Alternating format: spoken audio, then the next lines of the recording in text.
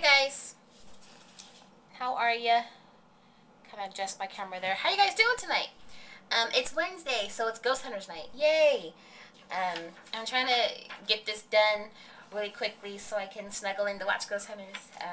Yes, I'm a nerd, so, but I love it. I love it. Also Friday's full moon, so don't forget. So this video I'm gonna make is on animal familiars. Kind of just, what they are, the history of the concept of animal familiars, and just some guidelines, I guess, on how to go about, if you're interested in connecting with the animal familiar, kind of about how to go about finding one. I know I have a lot of friends, or I guess acquaintances, in the Wicca and pagan community, and I know that the concept of animal familiars are more than usual are being incorporated into the daily practices of the modern Wicca and paganism community. Today, a familiar is defined as an animal with whom we have a magical connection with. And I think the concept of animal familiars are a bit more complex than just that. I know in my history books, during the days of the European witch hunts, familiars were said to be given to witches by the devil. I laugh because I think that's so funny. They were, in essence, small demons that could be sent out, in essence, to do the witch's bidding. Although cats, especially black cats, were the favored vessel for such demons to inhabit, but other small animals like dogs, toads, were also used as well.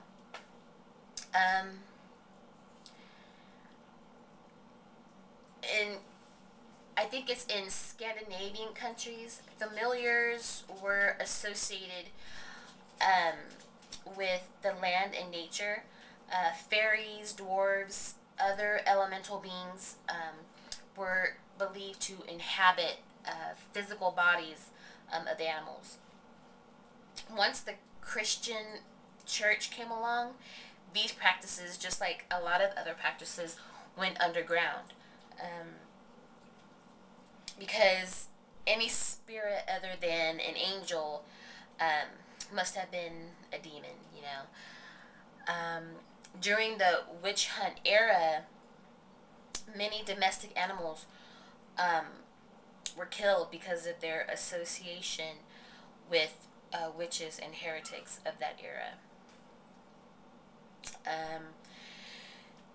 During the Salem witch hunts, the Salem witch trials, there really is little account of practice of animal familiars. Although I did read there was one man who was who was charged with encouraging his dog to attack by way of magical means, and at the same time, the dog was tried, convicted, and ultimately the dog was hung. In shamanistic practices, the animal familiar isn't a physical being. It's more of a thought form or a spiritual entity, and it often travels astrally. Or it serves as a magical guardian against those who might be trying to physically attack the shaman. Today, many Wiccans and pagans have an animal companion that they consider their familiar. And most people no longer believe that these are spirits or demon inhabiting an animal. Instead, they have a more of an emotional, more of a psychic bond with, you know, the cat or dog or whatever, who is attuned to what the powers, what tuned to that of the powers of its human partner. I have a little dog, and like I said before, she's always, you know, right in the middle of my circles, of my rituals, my spell casting. She's always right there in the middle of my working. And she does not leave, she does not break the circle until I have opened up the circle at the end of my ritual.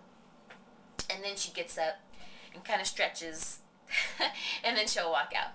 So I believe that Bella, my Bella Witch, I call her my Bella Witch. I believe that she is my animal familiar. Not everyone, you know, not everyone has or needs or even wants a familiar. If you have an animal companion, such as a pet, you know, dog, cat, whatever, try working on strengthening your psychic connection with that animal. If you're looking for a familiar, there's a lot of books out there, of course, on the subject of animal familiars. I like a book by Ted Andrews, Animal Speak. I think that's one of the popular ones. And in that book, it contains some excellent pointers on on developing your psychic link with your pet. If an animal has appeared in your life unexpectedly, such as, you know, a stray cat has appeared regularly, for instance, it's possible that, you know, that it may have been drawn to you psychically, but however, at the same time, kind of make sure that there aren't any other outside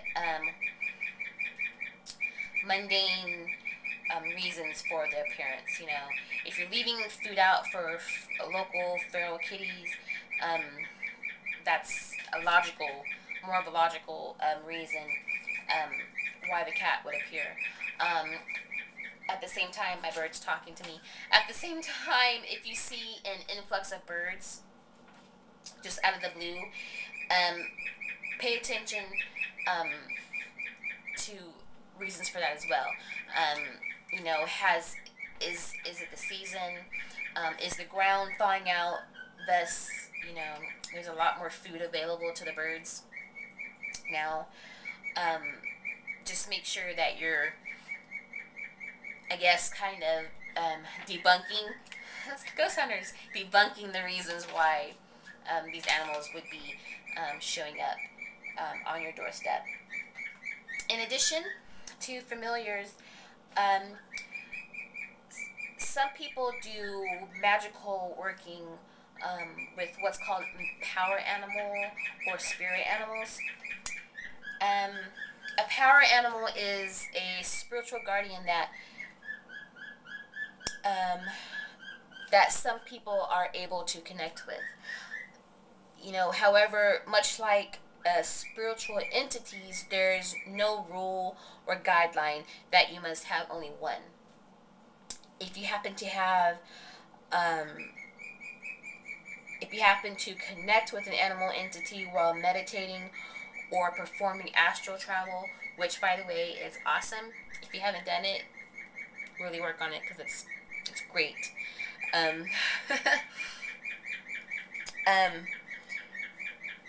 If you've met this animal, you know, through meditating, astral travel, then that may be your power animal.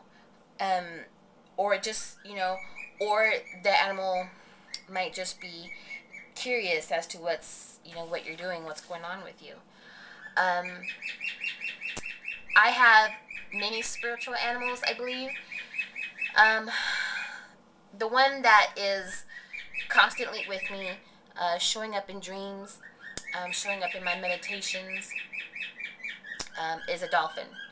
And it's funny because I am a Cancer, so I'm all about the water. So it's really interesting to me that a dolphin would make itself known to me. It's just really interesting when you start becoming aware of an animal trying to get your attention, because it's just like anything else. It's there constantly in every aspect of your life, trying to make you, wake up, I'm here.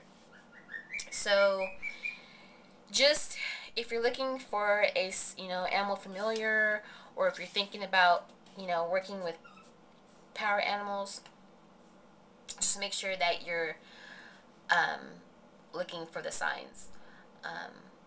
Just be open-minded, because that power animal might not be the animal that you're really looking for. It could be something totally out of the ordinary, or something totally way off. But just make sure that you're open-minded and not closed off, and not so as to not push that animal away, because it's coming to you for a reason. So that's our animal familiars, and that's my video.